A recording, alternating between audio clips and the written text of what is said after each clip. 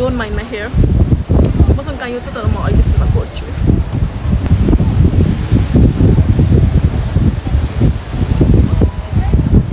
अब चाहिँ पानीको छिटा छिटा नै आयो है.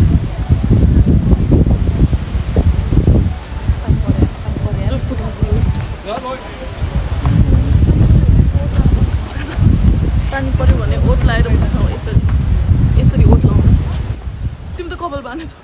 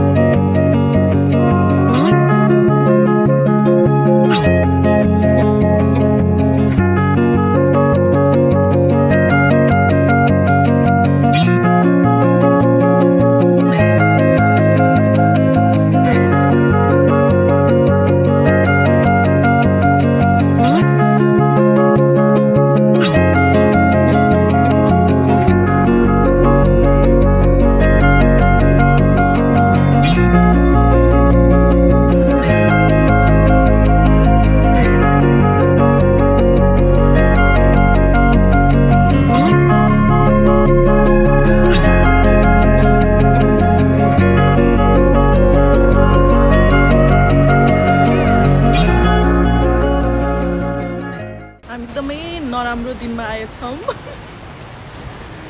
कस्तो लागिरहेछ अल्छा?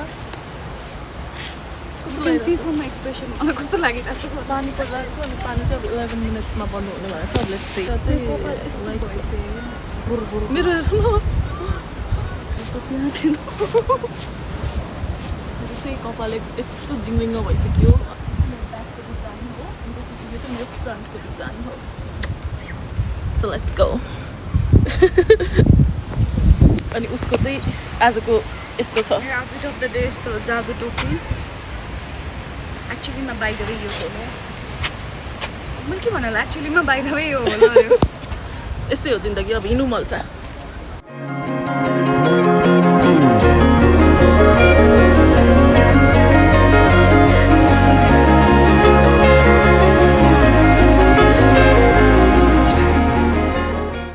पानी रोकिरहेको थियौँ.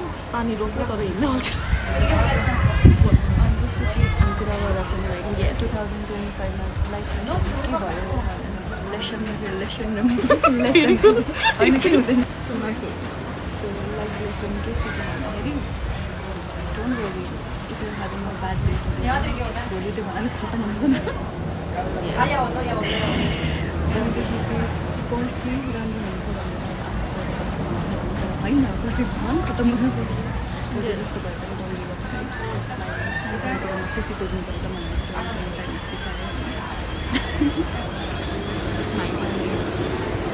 मोस्ट इम्पोर्टेन्टली आफूलाई माया गर्नु. त्यही हो 2025 लाइफ लेसन. यस. सिकेको मैले चाहिँ ऊबाट सिकेको. उसले मलाई धेरै लेसनहरू सिकाउँछ.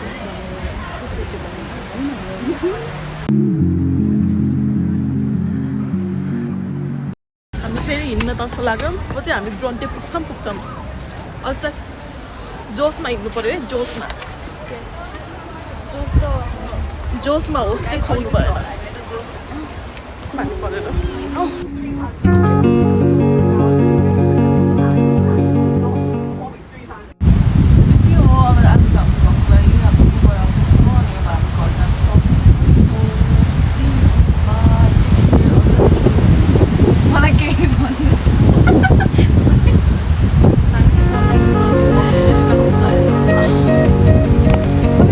घाम लागेको थिएन, शीतल शीतल थियो, हेर्नु रमाइलो भएको। एकछिन पानी परेर चाहिँ हल्का भिज्यो, हल्का चिसो चिसो भएर हुन्छ नि त्यो। अब पानीमा हल्का भिजेर अनि घाम लागेपछि त्यो जिउले त्यस्तो हुन्छ नि त, त्यस्तो भइरहेको छ। कपाल पनि यस्तो अनि तिमीले त्यही भयो was good।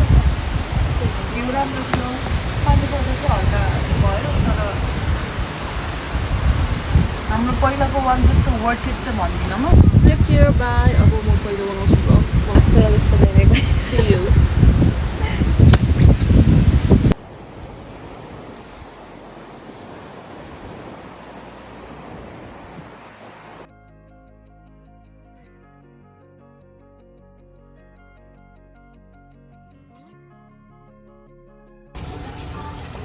Wow.